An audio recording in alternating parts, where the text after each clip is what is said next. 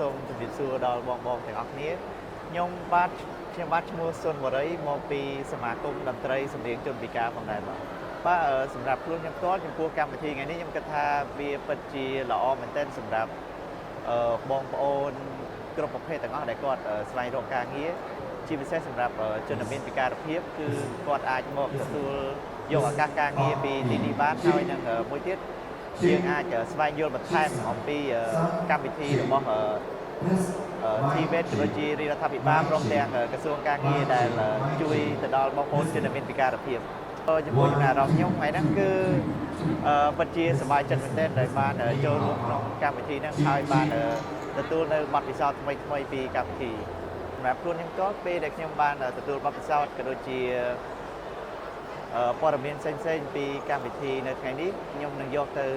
ចែករំលែកទៅដល់បងប្អូនដែលជាសមាជិកានៅក្នុងសមាគមខ្ញុំផ្ទាល់ព្រមទាំងមិត្តភ័ក្តិក៏ដូចជាបងប្អូនខ្ញុំផ្ទាល់ផងដែរបាទសម្រាប់សំណពររបស់ខ្ញុំគឺចង់ឲ្យក្រសួងការងារនៅតែបន្តធ្វើកម្មវិធីនេះបន្តទៀតដោយសារវាពិតជាល្អណាស់សម្រាប់បងប្អូនយើងដែលកំពុងស្វែងរកការងារធ្វើផងដែរចាជំរាបសួរបងខ្ញុំឈ្មោះរដ្ឋាបងចាបងសម្រាប់ការចូលរួមកម្មវិធីបាត់ TVET ក្នុងឱកាសបង្កើតការងារសម្រាប់យុវជនខ្ញុំមានអារម្មណ៍ថាសប្បាយចិត្តបងខ្ញុំមកលើកនេះរៀងប្លែកខ្ញុំឃើញអ្នកចូលរួមច្រើនហើយនឹងមានស្តង់តាក់ទងជាមួយនឹងស្ថាប័នឬក៏ក្រុមហ៊ុនផ្សេងៗដែលគាត់ផ្ដល់ឱកាសការងារយុវជនយើងច្រើនបងខ្ញុំចង់ផ្ដាំផ្ញើទៅបងប្អូនដែលគាត់អត់បានចូលរួមក្នុងកម្មវិធីបាត់ TVET ថ្ងៃនេះនៅពេលលើកក្រោយបើ TVET មានធ្វើកម្មវិធីបែបនេះសូមឲ្យពួកគាត់ចូលរួមឲ្យបានច្រើនដោយសារនេះជាឱកាសការងារច្រើនមែនតើសម្រាប់ពួកគាត់អញ្ចឹងណាសម្រាប់អ្នកដែលគាត់កំពុងតែស្វែងរកការងារធ្វើ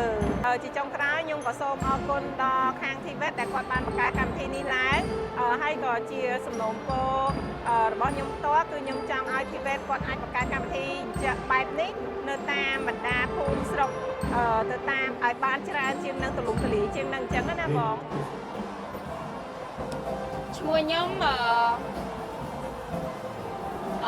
ហួរសេហាខ្ញុំនៅភ្នំពេញសម្រាប់ខ្ញុំមានចំណាប់អារម្មណ៍ការតាំងពីពណ៌ផ្នែកបដោះបដាកាហ្វេហើយនិងការធ្វើនំហើយខ្ញុំមានអារម្មណ៍ថាខ្ញុំសប្បាយរីករាយ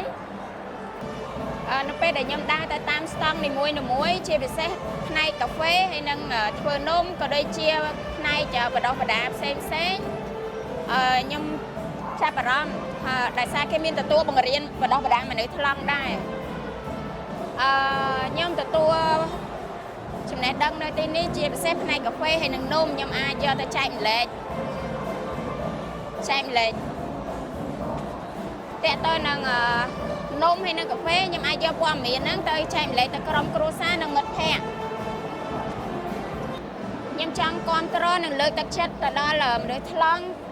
ឲ្យចូលរួមរៀនផ្នែកកាហ្វេហើយនិងផ្នែកធ្វើនំដើម្បីអភិវឌ្ឍថ្ងៃអនាគតរបស់គាត់ហើយមនុស្សថ្លង់នឹងទទួលបានភាពស្មើគ្នានាងខ្ញុំឈ្មោះសឿងស៊ីណាមកពីសមាគមតន្ត្រីសម្លេងជនពិការហើយខ្ញុំគឺជាប្រធានផ្នែកអប់រំនៅកន្លែងខ្ញុំមានអារម្មណ៍ថារំភើបដែលបានទទួលនៅបទពិសោធន៍និងចំណេះដឹងថ្មីដើម្បីជាចំណេះដឹងថ្មីដើម្បីយកទៅចែករំលែកដល់បងប្អូនដែលគាត់អត់ទាន់បានទទួលបានវគ្គបណ្ដុះបណ្ដាលផ្សេងអញ្ចឹងពេលខ្ញុំមកដល់ទីនេះខ្ញុំនឹងពំនាំយកនៅចំណេះដឹងដែលខ្ញុំទទួលបានហ្នឹងយកទៅចែករំលែកដល់ពួកគាត់ថ្ងៃនេះទទួលបានដឹងថានៅកម្មវិធី TVET ហ្នឹងជួយដល់បងប្អូនដែលមានជីវភាពក្រីក្រឬក៏ពិការភាពអីចឹងណាបង្កើតនូវជំនាញជាច្រើនដើម្បីផ្ដល់ឱកាសឲ្យពួកគាត់ទទួលយកជំនាញដើម្បីរៀនសូត្រពីចំណេះដឹងហ្នឹងយកទៅធ្វើអាជីវកម្មឬក៏មុខរបរអីគាត់ដែលគាត់អាចទទួលយកបានអញ្ចឹងណាបងចាជាចុងក្រោយនេះខ្ញុំសូមសំណូមពរដល់ខាង TVET ឬក៏រាជរដ្ឋាភិបាលហ្នឹងជួយផ្សព្វផ្សាយបន្ថែមទៀតនៅព័ត៌មានហ្នឹងដល់សហគមន៍ឬក៏តំបន់ដាច់ស្រយាលផ្សេងដែលពួកគាត់អត់មានទទួលបានយល់ដឹងពីហ្នឹងណាបងអញ្ចឹងផ្សព្វផ្សាយបន្ថែមដើម្បីគាត់ទទួលយកហើយគាត់អាចដឹងគាត់នឹងមានឱកាសមកទទួលនៅវគ្គបណ្ដុះបណ្ដាលនៅ កម្មវិធីធីវ៉េតនឹងដែរ ខ្ញុំសួរខ្ញុំឈ្មោះម៉ៅប៉ូលីនតបថ្ងៃខ្ញុំមកពីខេត្តកំពង់ឆ្នាំងហើយខ្ញុំធ្វើការនៅក្នុងស្ថាប័ន NGO មួយនៅទីក្រុងភ្នំពេញតាមពិតទៅកម្មវិធីថ្ងៃហ្នឹងពិតជាមានសារៈសំខាន់មែនដែលខាងធីវ៉េតគាត់បានរៀបចំកម្មវិធីឡើងធីវ៉េតបង្កើតឱកាសការងារនិងសាងក្តីសង្ឃឹមសម្រាប់យុវជនតាមពិតទៅវាជាលើកទី1សម្រាប់ខ្ញុំដែលចូលរួមកម្មវិធីនេះដោយសារយើងឃើញថាមានអ្នកចូលរួមច្រើនហើយជាពិសេសមានក្រុមហ៊ុនឯកជនក៏ដូចជាស្ថាប័នអង្គការការរដ្ឋាភិបាលគាត់បានមកបើកបោះ booth ដើម្បីផ្សព្វផ្សាយអំពីផលិតផលសេវារបស់ពួកគេជាការពិតណាស់កម្មវិធីថ្ងៃហ្នឹងវាជាមានសារៈសំខាន់សម្រាប់យើងទាំងអស់គ្នាហើយជាពិសេសសម្រាប់ជនមានពិការភាពដោយសារតែយើងឃើញហើយមានក្រុមហ៊ុនអង្គការក៏ដូចជាស្ថាប័នអង្គការការរដ្ឋាភិបាលរដ្ឋជាច្រើនដែលពួកគាត់បានផ្សព្វផ្សាយអំពីសេវាកម្មឬក៏ដូចជាការផ្ដល់ឱកាសការងារទៅកាន់មហាជនទូទៅជាពិសេសយុវជនដូច្នេះខ្ញុំមើលឃើញថាវាជាឱកាសមួយសម្រាប់ពួកគាត់ក្នុងការស្វែងយល់អំពីប្រភេទការងារដែលមាននៅក្នុងប្រទេសកម្ពុជាហ្នឹងអញ្ចឹងបើសិនជាពួកគាត់អត់ទាន់មានបទពិសោធន៍ទេក៏ពួកគាត់អាចសាកសួរព័ត៌មានបន្ថែមក៏ដូចជាចង់ដឹងអំពីប្រភេទជំនាញការងារហ្នឹងតើពួកគេធ្វើអីខ្លះអញ្ចឹងណាហើយមួយទៀតចំពោះជនមានពិការភាពក៏ដូចគ្នាដែរអញ្ចឹងមានក្រុមហ៊ុនមួយចំនួនដែលពួកគាត់ព្យាយាមចង់ផ្ដល់ឱកាសទៅដល់ជនមានពិការភាពដូច្នេះវាជាផ្នែកមួយដ៏សំខាន់ដែលជនមានពិការភាពគាត់ដឹងអំពីភាពខ្លាំងភាពខ្សោយរបស់ខ្លួនឯងក៏ដូចជាជំនាញណាមួយដែលគាត់អាចធ្វើបានស្ថាប័នមួយចំនួនក៏ដូចជាស្ថាប័នរដ្ឋឯកជនអង្គការ NGO សិតតែមានគេថាផ្នែកផ្សេងៗគ្នាក្នុងការធ្វើការតែឡើយសម្រាប់ជនមានពិការភាពពិតជាមានឧបសគ្គសម្រាប់ស្វែងរកឱកាសទាំងអស់ហ្នឹងដូច្នេះហើយ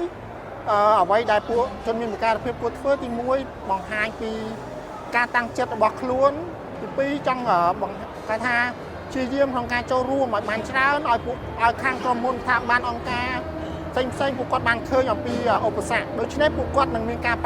កែប្រែនឹងទីតាំងក៏ដូចជាទីកន្លែងមួយចំនួនសម្រាប់ផ្ដល់ឱកាសដល់ជនមានពិការភាពយើងដឹងហើយថាជនមានពិការភាពមានច្រើនដូច្នេះការធ្វើដំណើរការចូលរួមគេថាតែមានឧបសគ្គអញ្ចឹងវាជាឧបសគ្គដែរសម្រាប់ជនមានពិការភាពក្នុងនាមខ្ញុំជាយុវជនក៏ដូចជាជនមានពិការភាពម្នាក់ខ្ញុំសូមសំណូមពរដល់ស្ថាប័នរដ្ឋាភិបាលស្ថាប័នក្រុមហ៊ុនឯកជនអង្គការការរដ្ឋាភិបាលឬក៏ដៃគូពាក់ព័ន្ធជាពិសេសធីវ៉េតសូមឲ្យបង្កើតឲ្យមានការជួយសម្របសម្រួលសម្រាប់ជនមានពិការភាពទាំងអស់ដើម្បីឲ្យពួកគាត់ចូលរួមរៀនសូត្របានដើម្បីឲ្យពួកគាត់បានមានជំនាញមួយក្នុងការបង្កើនចំណូលសម្រាប់ការរស់នៅប្រចាំថ្ងៃរបស់ពួកគាត់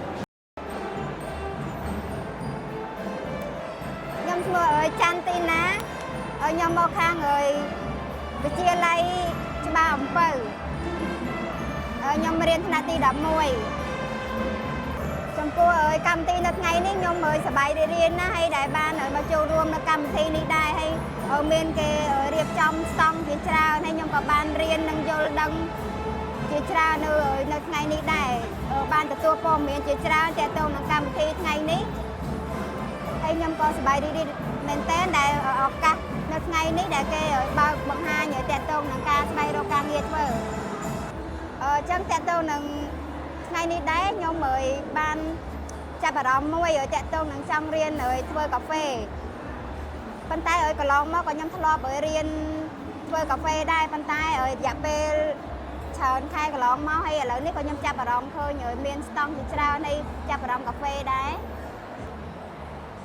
ចាអញ្ចឹងក្នុងថ្ងៃនេះដែរខ្ញុំទទួលព័ត៌មានបានជាច្រើនអញ្ចឹងខ្ញុំនឹងផ្សព្វផ្សាយទៅដល់មនុស្សខ្លងផ្សេងទៀតអញ្ចឹងខ្ញុំមានមិត្តភ័ក្តិខ្លងជាច្រើនអញ្ចឹងខ្ញុំនឹងផ្សព្វផ្សាយឲ្យពួកគាត់ហ្នឹងទៅចូលរួមរៀនជំនាញផ្សេងហើយក៏គេផ្ដល់មានអ្នកបកប្រែនៅទីនោះដែរអញ្ចឹងខ្ញុំនឹងផ្សព្វផ្សាយទៅដល់ពួកគាត់ដែលគាត់បានចូលរួមរៀននៅមុខជំនាញផ្សេងទៀតនឹងដើម្បីយកចំណេះដឹង